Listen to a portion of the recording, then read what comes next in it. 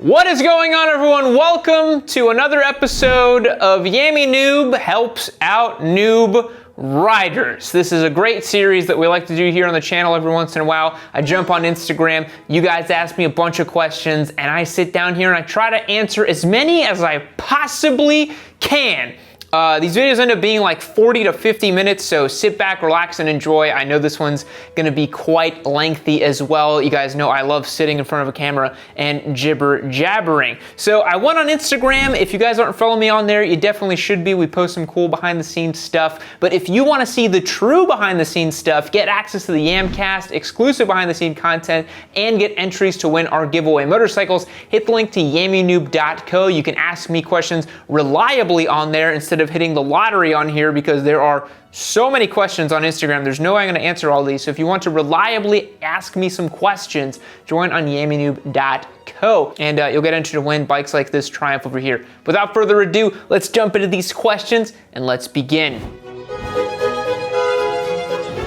All right, so as I mentioned, we got probably hundreds and hundreds and hundreds of questions. So I'm gonna get started from the way down on the bottom and just work my way up. So here we go.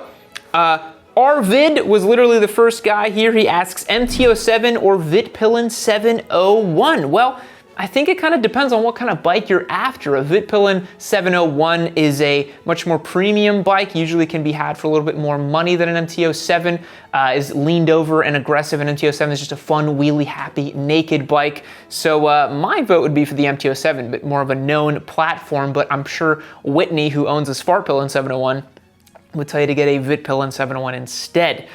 Reich on here asks, can I upgrade from a 150 to a street triple? You can upgrade to whatever you like because it's a free country, but I don't think it's a great idea to go from a very, very low powered motorcycle to a super high powered motorcycle like a street triple or something like that. There's definitely a progression that you should follow there, in my humble opinion. IDSZO here just says wheelie. Just do wheelies, guys. Just do a wheelie like this guy said here, which is great.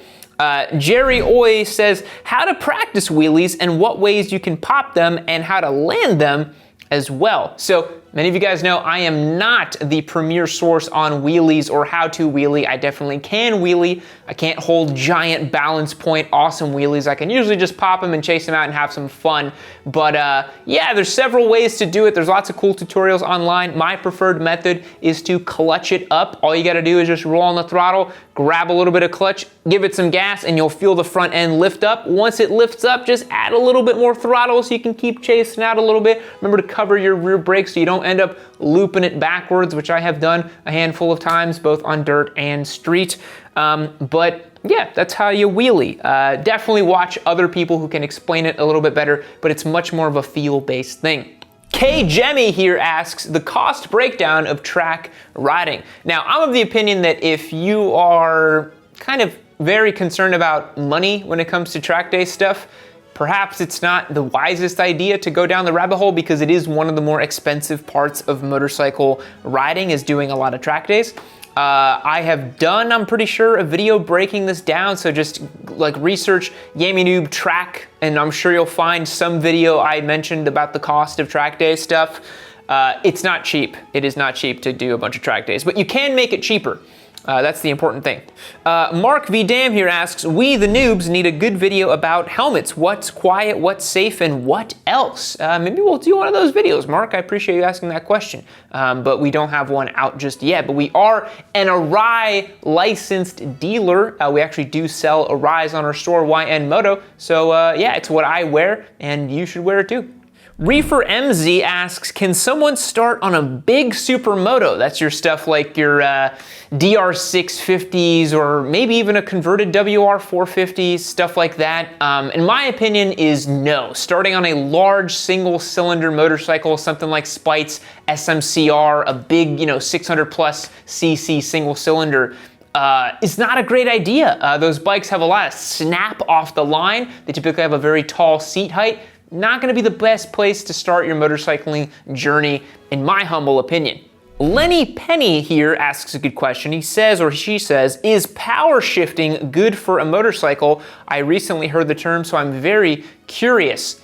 In my opinion, there's no need to power shift, and so I think it's kind of a cringeworthy term in general, but people say power shifting is when you keep the throttle wide open and then you grab a gear up without letting go of the throttle, without the use of a quick shifter or something like that. That's not a great idea. You should definitely just sacrifice those few hundredths or tenths of a second to just grab a gear. It's not even tenths, it's definitely hundredths of a second.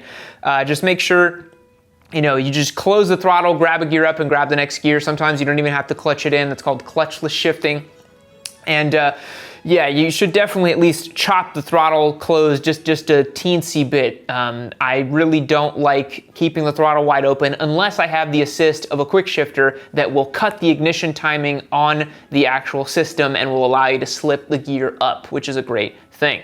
Plavsik Vojin asks, where can we get free bikes just by entering a giveaway? Please, Yam, tell us. Well, if you go to yammynoob.co, you can see all of our rules. If you go to YN Moto, you scroll all the way down, you can click the link and check out the rules for our giveaways, and you can find out how to enter. Kayuchin18X asks, having zero experience with motorcycles, where do I even begin the learning process? Now, one thing that I tell beginners all the time that you can do right now is just sign up for an MSF course if you live in the United States. If you live here in the States, it's the best way to just get your feet wet with motorcycling, get off the computer, get off your smartphone, stop living in the digital world, looking at videos of riding, and just get out and ride. An MSF course is pretty cheap. It's usually about $100 to $150 for a weekend, and you can get yourself on a motorcycle and start riding them and learning about them and getting your feet wet with this lifestyle. It's gonna be better than sitting around and agonizing whether you want an R3 or a Ninja 400 or comparing spec sheets over stuff. Literally just drop 100, 150 bucks, I think that's pretty affordable for most people. Get your feet wet with motorcycling and see how you feel about the whole thing. That would be my recommendation. FCUKNG here says, just got my Z400 and after 15 minutes, my hands cramp up. How did you learn to relax when riding? Yeah, so that's a big one that beginners get kind of sucked into, is that they have this like death grip on the handlebars. And that's one of the worst things you can do on a bike for a lot of reasons, right? So it's gonna make the bike harder to maneuver because the bike wants to be flowy. Think about when you drive a car, you're not white knuckling the steering wheel, you're not white knuckling the shift knob if it's a manual transmission car. My dad used to tell me that, all the touch points on a car or a motorcycle, they're called touch points for a reason, not grab points. They're soft materials, they're lighter materials so that you are meant to touch them and finesse them with controls. So just get used to if you're riding down a road going maybe 40 or 50 miles per hour, just start loosening the grip a little bit and seeing how it feels. You'll then start to be comfortable to even maybe take a hand off. I'm not saying you should ride without both your hands on the handlebars, but you'll be able to notice how the bike will continue going down the path you're asking it to go down, even with just one hand on the throttle, lightly opening the throttle. You don't need to do a bunch of input on a motorcycle to make it go where you want to go. So just start loosening your grip a little bit, stop white knuckling as much, and your hands will stop cramping. So Connor McNaught-Gregor here asks, is it okay to shift more than one gear at a time, say for approaching a stop? Well, bikes have sequential transmissions, right? So the only way to get from fourth to second gear, for example, is to go through third. You have to click through each gear to get to the gear you want to get to. There's no way to skip around like you would on an H-pattern car transmission, for example. But if you're feeling lazy and you're just kind of coasting to a stop sign, if you want to just pull in the clutch and grab a couple gears down, no biggie. I personally always recommend that people grab each gear so that you're ready to go in the gear you want to be in case conditions change or you need to actually move your bike. But if you're coming to a red light and you see the red light from a long distance, or you're coming to a stop sign from a long distance and you're just feeling a little bit lazy, there's really no reason that it's bad to just grab in the clutch and just grab all those gears down and coast in neutral and then pull on the lever. You're gonna get a little bit more braking power if you actually engine brake and do the whole thing, but it's really no biggie. Wrench here asks, why doesn't she love me? She doesn't love you because you don't ride a motorcycle. I'm sorry, that's the hard facts of the matter there. Ben Warwag here also asks wheelie tutorial. Guys, I am not your source for wheelie tutorials. Everyone knows that I'm notoriously average at wheelies at best, so definitely go to someone else to learn it. Andres Machine 2005 asks, boots worth it? Yes, we have a whole video coming out tomorrow, I believe, that will explain why you should get motorcycle specific boots and why you should stop squidding in your vans. It's not a good idea. Changu148 asks, how do you properly clean a motorcycle? And also, how often should you grease the chain? So, cleaning a bike is a relatively simple procedure. I think people overthink it a little bit because it's a little bit more exposed than a car, for example. But honestly, just clean it like you would a car and just don't, blast important components that are a little bit more tucked away under fairings or under the frame and stuff with water. But you gotta remember that motorcycles were designed to ride through rainstorms and stuff like that. So if you just spritz a motorcycle with water, wipe it down with a washcloth with some soap or something like that, you just gotta clean them like any other vehicle, really. Just be a little bit more mindful to not blast the inside of the fairings or the inside of the frame with water, because you may get water somewhere where it's not supposed to be because you got it into a weird angle. Also, obviously, do not put water down your exhaust pipe. I think that goes without saying, but you never know.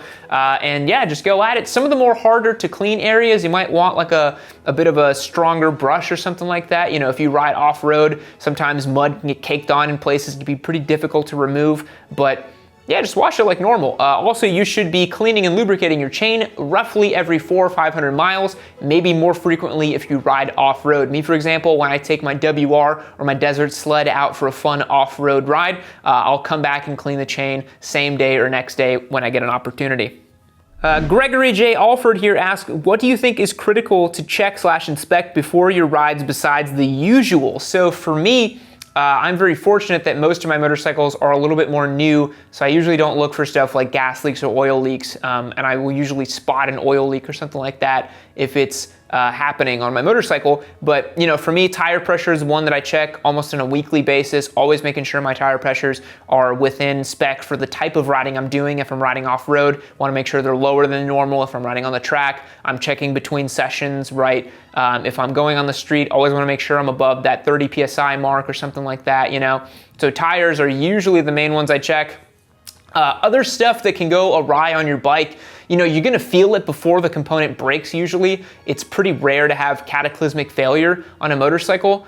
So definitely make sure that you are, checking that stuff and, keep an eye on your bike, make sure that you got everything inspected that you need to get inspected, but normally they don't just catastrophically fail, in my opinion. Flores Boss asks, do you have any tips when going to your first track day? I have a Ducati 959 Panigale, put out a whole video about first timer track day tips. Definitely check it out. Just literally just search on YouTube, Yammie Noob track day, and I'm sure you'll find it. Me Cruz asks, what do I do if I drop my bike at a standstill? What do I do if I stall at a light? So if you drop your bike, the first thing you want to do is make sure that you're okay, right? If your bike tips over, just make sure you didn't break anything on yourself or you're hurt in any way. If you're fine, then take a look at your bike and see if did you snap a lever? Did you snap a peg? What's going on? Blah, blah, blah. Make sure nothing snapped off your bike. And then you're going to want to pick it up in the way that most people teach it, is with your back facing the motorcycle, using your legs. Don't lean over and use your back to lift your bike. That's a great way to injure your back, so don't do that. So use your legs, use your core, lift your bike up like this with your back. There's videos online, I'm sure you can find them. And then if you can, turn the bike back on, get it over to a safe spot, and verify that you can still roll and ride on the bike, and then assess if you need to swap any levers or anything like that. That would be my recommendation. If you stall out at a light, keep calm, just pull in the clutch, turn the bike back on, try again, you'll be fine. Even as an experienced rider, because I ride so many different bikes all the time between giveaways and stuff, Spite and I both have been known to stall out at lights from time to time. It literally happens to the best of us, so it's really no biggie. All right, moving along here. Tyler Goodrich, who I can tell is a Discord member based on his profile picture because I see him on Discord, asks, R3 or Ninja 400? The meme is not a dream anymore. Fabi Weingartler asks, when should I start practicing wheelies? This is an interesting question. I don't know why we have so many questions about wheelies today. You're asking the wrong guy. I started practicing wheelies I think like maybe 4 or 5 months after I got my first bike, I just started experimenting with what happened if I pulled in the clutch and slammed on the gas in first gear just to feel the wheel pick up. And it's not necessarily a super useful skill unless you're talking like trials riding or enduro riding. Then wheeling can actually be a useful technical skill to learn, but it's a whole lot of fun to do on a street bike. So I would say as soon as you're comfortable with popping the clutch, give it a go. Definitely ease yourself into it. I wouldn't say definitely don't start trying to crack massive balance point nooners after riding for like 3 months. That's a bad idea. But yeah, go to a parking lot and just pop the clutch a couple times and just see what happens, It's not gonna hurt anything. Okay, so Sior Martinez here asks a great question. They say, I'd like to hear your opinion. First buy a bike and then take the license, or the other way around? I highly, highly, highly recommend that you get your license and get licensed and learn how to ride first before you get your motorcycle. I know that seems maybe like you're not gonna get enough, seat time to think if you really want a bike, but I personally believe that you really wanna make absolute sure that you're interested and committed to riding a motorcycle before you buy a motorcycle. And in a lot of places, they will not sell you a motorcycle unless you have an M-Class license. I don't think that's the case here in Texas. I'm pretty sure nobody would ask you any questions if you just wanted to buy a bike. I guarantee you they don't check if your license has an M-Class on it or not. They just want the sale. But places with more scrupulous regulations will definitely have you check your license to see if you are actually able to ride the bike. They may not allow you to ride away with the motorcycle because you probably can't get insured because you're not licensed to actually operate that specific type of vehicle. But I think it's incredibly important to be licensed first. Get your license first and then buy your motorcycle. You might have to wait a little bit longer, but I really don't think it's a good idea to buy a bike before you're licensed and you know how to ride. That's just my opinion. Patless here with a nice message for a friend of mine. It says, I want to give it up for Dan the Fireman. His lesson saved my life, not once, but probably twice. I don't know the rest of it. Love from Israel, man. Shout out to Dan doing the Rossi's work out there, making some cool content and making sure people stay safe. Love you, Dan. All right, Krusty Rat here asks a great question. They say, how to control a slide in wet weather. I crashed the other day because I lost traction. I didn't know what to do. The most important thing that you should do if your motorcycle is doing something that you don't understand or is happening to you that you did not input yourself is to stay calm. That's the best thing you can do in any situation on the bike is stay calm, because any additional inputs you give to the bike whenever it's doing something you don't quite understand is probably going to upset it. Motorcycles want to stay upright. I know that's hard to believe based on all the crash videos you guys see on YouTube, I'm sure, but physically speaking and gyroscopically speaking, a motorcycle's tendency, once it's rolling, because it's on 2 wheels, is to stay upright. You can actually see this on some fun track day and race footage where a rider or racer gets ejected off a bike, and then the bike kind of just keeps careening forward in a direction even without a rider on it. That's just physics. A bike wants to stay upright. So, if you're in a situation where you're getting like a low grip or you're getting a slide out of the bike, just remember that the bike wants to stay upright. So the more you can do to allow the bike to stay in that upright position, the better it's going to be for you as a rider. So if you have a rear tire slip, just stay calm, be light on the bars, be easy on the throttle, let it slide out, and then it'll sort itself out. 9 times out of 10, a slide or a slight change in traction is not going to cause the bike to immediately low side. That normally happens if you're at the edge of traction at lean and then you hit something. That's usually not great. Let's say you're at like full lean on the racetrack, and then you give a bad input on the front brake or the throttle and you're gonna lose traction. Or let's say you're on a fun canyon road and there's a bit of oil or gravel or sand and you hit it at speed and leaned over. If you are upright, the bike will stay upright. That's my point about that. We have so many wheelie questions, guys. All the squids are coming out in force. I love it. It's hilarious. Oh, Kennedy Brooks asks a great question here. They say, I'm comfortable with left-hand curves, but not right-hand curves. How do I get more comfortable in the right-hand curves? So this is a super common one. I see it on the track all the time. Riders are really comfortable hanging off and getting that lean angle and really carving it through on the left-hand side. but then they start to get a little kind of wonky about it on the right-hand side because the throttle is so close to them. What I'd like to ask you to ask yourself is, what is your right hand position like when you're taking those right hand corners? Are you adjusting your wrist to be more out when you're actually going to the right, or are you still going like this when you're actually taking that right hand corner? Because when you think about it, you know, when you are riding a motorcycle, your hands should be gripped around the clip-ons or the handlebars as if you are holding a screwdriver, and they should move as you move through the corner. So if you're going left, you're not gonna keep your hand like this. You're not gonna go left like this. You're gonna go left like this, leading with your elbow, with your hand pointed out in the direction you wanna go, with a bit of a lighter grip on that side. This hand stays like this. When you wanna go right, it flips. This hand and this wrist and this elbow go out this way, and this hand goes like this. So I'd ask you to think about how your throttle hand is positioned when you're taking those right hand corners. Are you sitting there, you know, trying to go through like this, or are you actually gripping the throttle and allowing yourself to be in a more neutral position like that? That would be my advice for taking right hand corners. Josh Time 25 asks how to shop for tires. Well, go to ynmoto.co and get yourself some tires. I'm just kidding.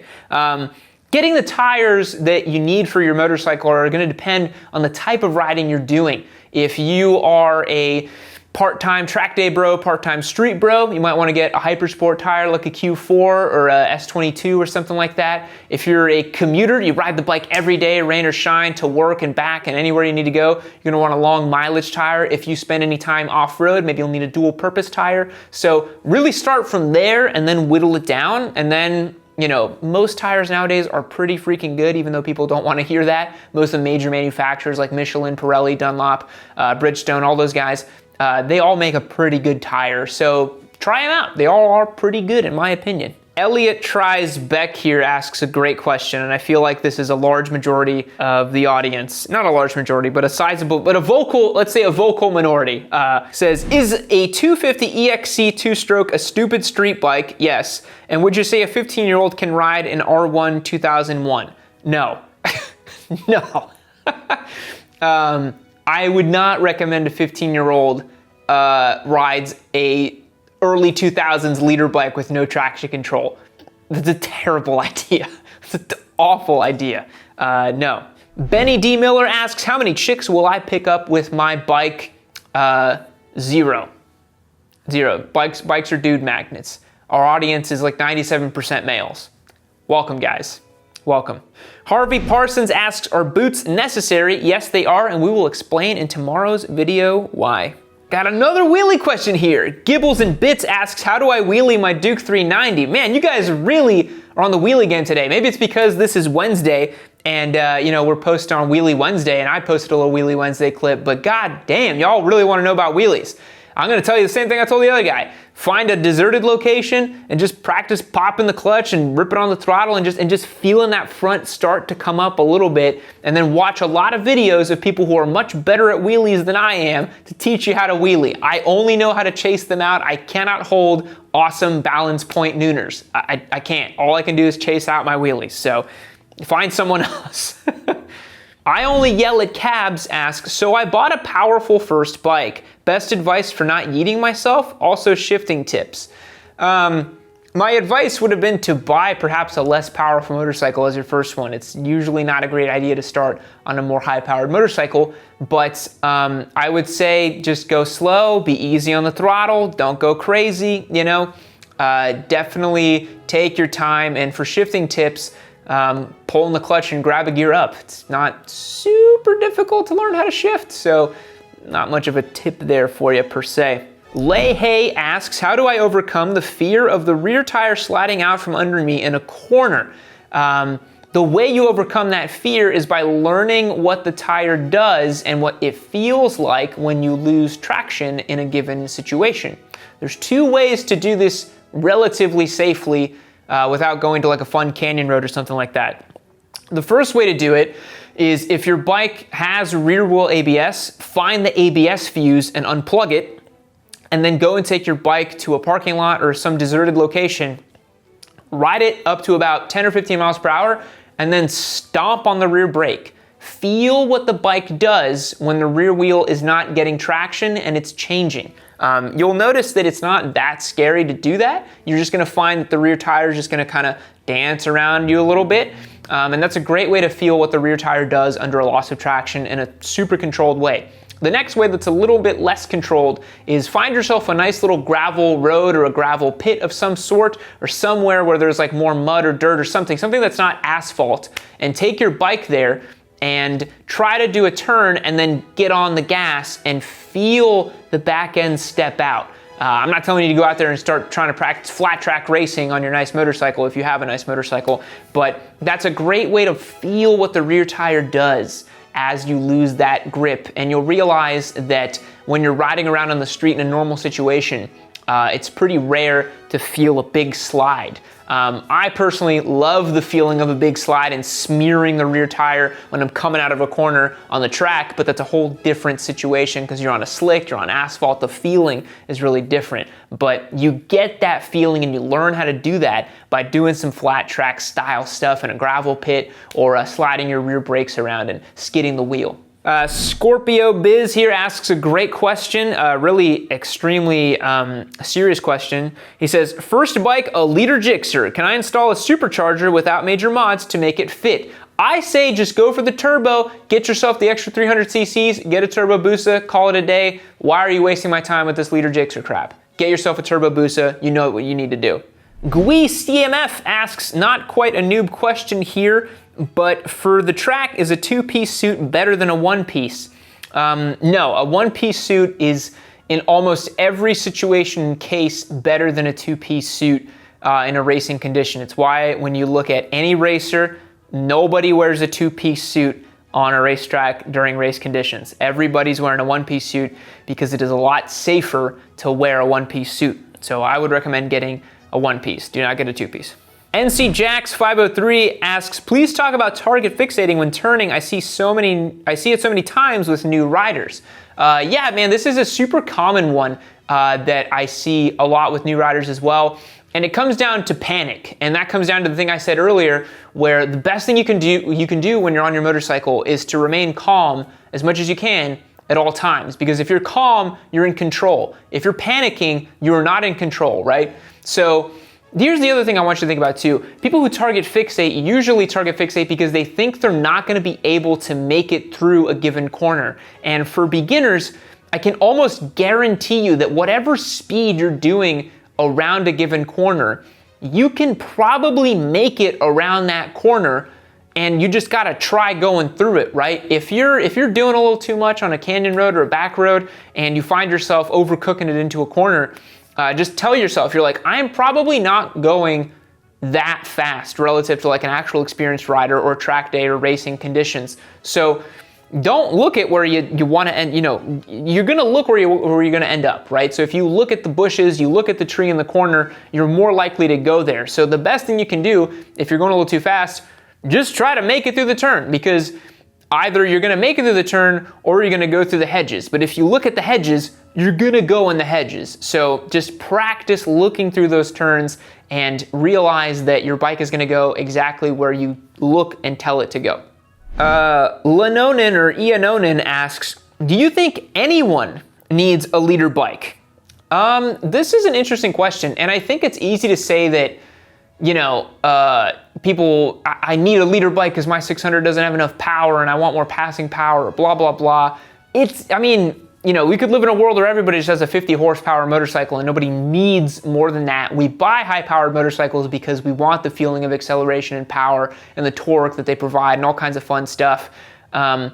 I personally think that it is a bit silly that people buy leader bikes. And when we say leader bikes, we don't just mean any 1000cc. We mean stuff like an R1 or a Gixxer 1000, a basically race bike with headlights, a homologated motorcycle, a motorcycle that is designed specifically to go as fast around a racetrack as humanly possible, given those constraints. Yeah, they're a bit silly for street use, but I would never tell anyone that they can't buy it. I think you can buy whatever you want, but it's certainly not a motorcycle that I would want to ride around on the daily, because there's better and more fun motorcycles to bop around town with, so that would be my choice. Jimbo164 asks, what are some nice twisties for a noob between San Antonio and Austin area? Lots, man. You're right in the middle of hill country there, so there's lots of cool options for twisty roads. There's lots of cool roads near Canyon Lake area.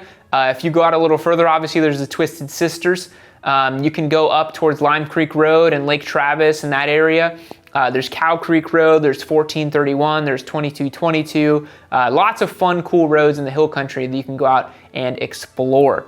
Josh BF03 asks, what age would you say is a good time to start riding? So, man, I would say as soon as you can, honestly, and responsibly so, right? Like, definitely don't go get yourself a 1000cc bike when you're 16. I just don't think that's a good idea.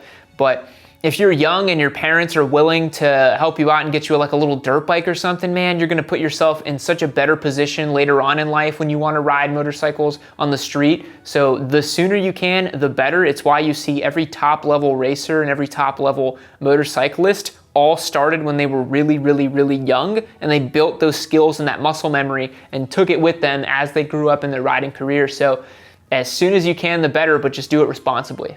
Aza Deniz asks, how do I fix a loose throttle cable? Handle turns a bit without revving. There's actually an adjuster you can use on your motorcycle to fix up the slack in your motorcycle's throttle. I believe that Ari Henning put out a really great video showing how to adjust your motorcycle throttle slack. And in fact, your motorcycle should have a little bit of play before you actually crack open the throttle. That is designed for that to be there. So don't be alarmed if you have a little bit of play before you actually get to open the throttle. That is meant to be there on your motorcycle. Juanim Silva asks, what is considered to be the most essential gear to buy? Where should most of my budget go? So tomorrow's video is actually going to address this as well, which is pretty cool. People have been questions about this, but I'm of the opinion that obviously a helmet is your #1 expense. You should definitely wear a helmet when you ride a motorcycle. Oh my God, guys, please wear a helmet. There is no excuse to not wear a helmet when you ride, unless you're just like literally just taking the bike up and down like one location. Like if you're riding the bike less than 100 feet, I would say still put on a helmet, but that's the only time I could see it being somewhat okay to not wear a helmet, but just wear a helmet. The second one would be a good sturdy pair of boots. That's gonna be awesome for you to use. Definitely get yourself a pair of boots and have them protect your shins and your ankles really, really well. Good set of gloves as well. I'm going these in the ranking. So helmet #1, good set of boots, good set of gloves, and then a nice jacket and then some riding pants. That's my order of operations there for types of gear you should get. Eben Boda 17 asks, should you look over older model bikes, IG 2002 or under, or focus on newer than 2003 and better quality? My rule of thumb is, and this is just my rule, I know there's lots of guys out there that hate that I say this, but I think carbureted bikes are kind of a waste of time as a beginner rider. I think you should really just get a fuel injected bike and save yourself the headache. Get yourself something a little bit newer. Most bikes made after like 2007-ish are fuel injected. And it's not to say that they can't also create problems for you, but the thing is, it's gonna be so much simpler to ride and maintain that motorcycle with fuel injection as opposed to a carbureted system. I think the beginner rider should spend more time riding, less time wrenching, and that's gonna allow them to build up the skills to be a good rider. And then later on in life, if you wanna pick up a project bike or something like that, more than happy to do that, and you're gonna be just fine having a project bike and then another bike that runs and rides every time. So I would say, yeah, try to stick to stuff that's a little bit newer if possible. Like, it's not a great idea, in my opinion, to be a beginner rider and grab like a 1982 motorcycle or something like that. So that would just be my pick for you. Alex B0426 says, I have a small metal piece in my tire. It's not leaking air and the tire feels normal. Am I good? No. The tire may be leaking air very, very slowly, and you may not notice it, and you may have compromised the structure of that tire. If you have a small metal piece in the tire, you should remove that piece and see if the tire has been punctured. If the tire has been punctured, you need to either replace the tire or repair the tire. And in my opinion, you should probably just replace it. The tire is the only thing that touches the ground and is the only point of contact you have with the road. You do not want to gamble on your tires by just having a metal piece in there. It's definitely not worth your life, and it's not worth your motorcycle to gamble on a $200 tire or something like that. So get it replaced or repaired as soon as possible. Rant.mtr says, what do I do when I'm 19 years old, have no money, and supportive parents? Well, congratulations for having supportive parents, or unless that no is modifying the lack of supportive parents. you're gonna have to wait until you make enough money on your own to enjoy motorcycles, which I assume that's what this question is about. But yeah, just give it some time, man. I had to wait until I was 21, 22 years old until I started riding, just because I didn't have enough money and I needed to wait till I was out on my own doing my own thing. So it just takes some time, but you'll get there. Alund1215 asks, what/where is your dream track, or have you ridden it already? I've been very fortunate to ride some pretty fantastic racetracks. I recently took an RSV4 around Laguna Seca. Laguna Seca was way more challenging than I thought it would be, but I definitely want to go back there at some point with better weather conditions and have some fun. But for me, some bucket list tracks, I've also ridden Jerez out in Spain. I love telling people that because it's such a flex. And that was definitely a bucket list moment. I was like, I cannot believe I'm at Jerez. That was incredible. But some other bucket list tracks for me are Assen. Oh my God, I want to ride Assen so bad one day. Legendary motorcycle track. Phillip Island would be incredible. Sepang in Malaysia, big one for me, and Mugello as well. I think if I could ride those 4 tracks before I die, that would be a pretty good life lived, I would say. Zach Iokabuchi here asks, I want to ride on 2222, that's a local road here in Austin, Texas, but I'm so scared of the other drivers. What should I do? Well, Zach, unfortunately, this is one of those cases where there's nothing to it but to do it. The only way to overcome this fear is to just do the thing. At some point, you're gonna have to go on the 2222 and ride it, you know? Know that the vast majority of riders who go down 2222 are perfectly fine, and so you probably will be too, right? So just take your motorcycle, go down that road, you're doing the speed limit, which is I think like 35 or 40, it's not very fast, and then go back up it doing a little bit faster than the speed limit because the speed limit is a little artificially low on that road. But yeah, go out there and enjoy, get some practice in, and have fun doing that. All right, guys, last question here from Eric L. Jung. He says, my Tuono is not strong enough for wheelies. How to wheelie? We had so many wheelie questions today. There is no way on God's green earth that your Tuono is not strong enough for wheelies. If an MT-07 is strong enough for wheelies, the Tuono is strong enough for wheelies. I guarantee you the Tuono is strong enough for wheelies. You need more yeet energy. You got to get on the throttle more, you got to pop the clutch more, and you'll eventually get there. A Tuono is definitely not the best place to be learning wheelies. That's a pretty hairy motorcycle to learn wheelies on, but it can be done, I suppose. Just take your time and go slowly and enjoy. But with that, folks, we're gonna round out today's Q&A video. Thank you so much for everyone who joined in. Remember, if you wanna ask me questions, if you wanna hang out with me in a more reliable way than just shooting your questions out into the ether on Instagram, feel free to hit the link down below on yammynoob.co. I'll catch you guys in the next one. See you later. And just like that, when you least expect it, Cowboy Yam is back at it once again. Why don't you click this video right here, you let me know what you think of it, okay? Leave me a nice comment, subscribe to the channel, leave me a like, do all those nice things, and y'all have yourselves a good day.